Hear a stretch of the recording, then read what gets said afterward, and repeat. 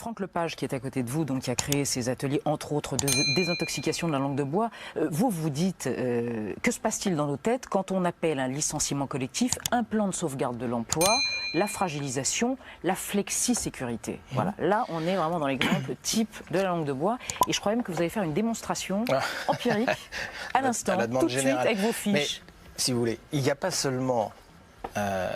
prolifération, il y a une stratégie. Derrière la langue de bois? Bien sûr. Il y a des équipes qui travaillent.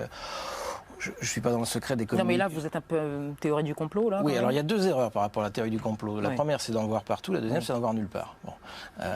Quand il faudra poser la question aux communicants de l'Élysée, mais enfin, quand les journalistes doivent parler de croissance négative et ne jamais citer le terme de récession, qu'est-ce qu'on fait? Est-ce qu'on en rigole? Et s'ils pensent à ça, est-ce que c'est pas parce qu'ils savent que ça produit des effets? Et évidemment, ça produit des effets parce que la croissance négative, c'est magique. C'est toujours de la croissance. C'est juste qu'elle est négative. C'est formidable, d'accord? C'est pas une récession. Je veux dire, on pourrait passer les frappes chirurgicales, les dégâts collatéraux. Bon, là, j'ai rencontré dernièrement un monsieur. Il vient de se faire décruter. Il s'est pas fait licencier, il s'est pas fait virer, il s'est fait décruter. Mais c'est complètement orwellien. La bonté, le contraire de la bonté, il n'y avait pas la méchanceté, il y avait la imbonté. Voilà, oui, il avait. Orwell raconte donc oui. on enlève mauvais, on garde bon et imbon. On est exactement dans cette manipulation de langage. Alors, effectivement, la question c'est est-ce que c'est grave, est-ce que c'est pas grave? Alors, on tranchera pas en 28 minutes. Alors, je vous ai effectivement amené 16 mots qui ne veulent strictement rien dire, mais qui ont l'air de dire quelque chose. Démonstration. C'est-à-dire, ça produit des effets de sens, et donc je vous propose ici peut-être qu'on organise un petit débat entre nous. Donc vous êtes d'accord, vous me faites confiance. Totalement. Ils sont battus et donc moi je souhaiterais dans le cadre de ce débat sur Arte revenir sur une notion qui, vous m'en donnerez quitus, me paraît essentielle.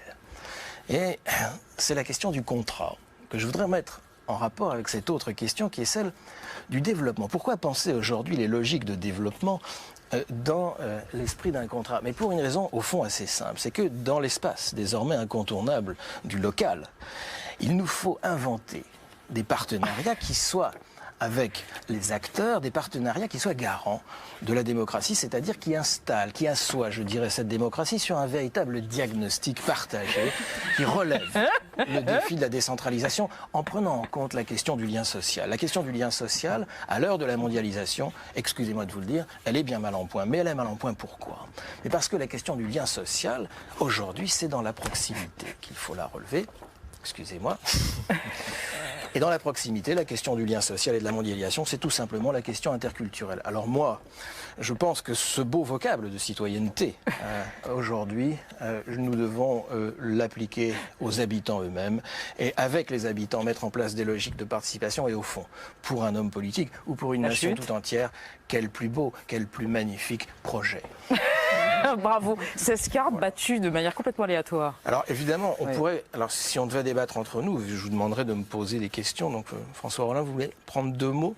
Oui, volontiers. Et puis vous me bricolez une question avec ça. Enfin, vous faites une phrase, ça va le faire. Hein, donc,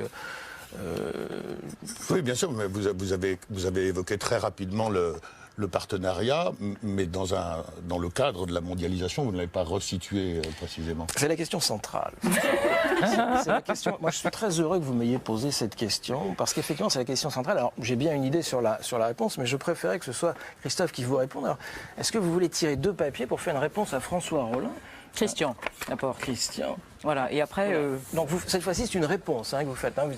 Il pose effectivement la question qui est une question très complexe. Hein, Je ne le laisserai pas oui, je ne suis pas sûr d'avoir bien retenu la... Ça n'a aucune importance, vous avez bien compris. Mais moi, ma véritable solution, ce serait un vrai contrat de participation. Je ne l'aurais pas mieux dit. Et ben voilà. Si vous voulez, démonstration. Ça s'appelle des effets de sens. Et en fait, implacable. Le problème, c'est que... Et après... ça va être sûrement à vous d'en dire deux mots. Vous faites mon boulot, là. Vous êtes en train de faire mon boulot, en plus. C'est vrai. C'est vrai. Et je dirais juste ça, c'est que cette langue, on ne l'utilise pas dans la vie courante. Vous êtes d'accord? Quand vous invitez des amis, vous ne leur proposez pas de venir faire une séance de lien social. D'accord? Donc c'est une langue qui détermine nos relations institutionnelles, nos relations à des institutions, nos relations professionnelles, toute la folie du management, ok? Les collaborateurs, d'accord, et puis évidemment la langue politique. Mais on pense toujours trop souvent que à celle-là. Je veux dire, la langue politique, c'est l'homme politique à la télé, etc. Mais je veux dire, dans le monde de l'entreprise, ce langage est en train de détruire jusqu'au métier, et donc est en train de détruire le syndicalisme. Vous vous rappelez du référent bondissant? Oui. Hein, donc l'entreprise, la vie politique, mais... L'éducation nationale, il n'y a plus d'échec nationale. scolaire, c'est fini, c'est interdit. Il y a de la réussite différée. Ben, c'est ça, c'est des oxymores C'est sublimes. intéressant que vous disiez bienveillance, parce qu'un des problèmes qu'on a politique aujourd'hui, c'est l'incapacité ou le refus de désigner des adversaires.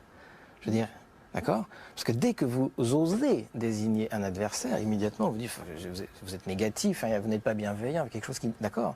Et ça, c'est un... Enfin, je veux dire, il n'y a pas de politique sans désignation, il n'y a pas de démocratie. Question Sans désignation de l'opposant. d'adversaire.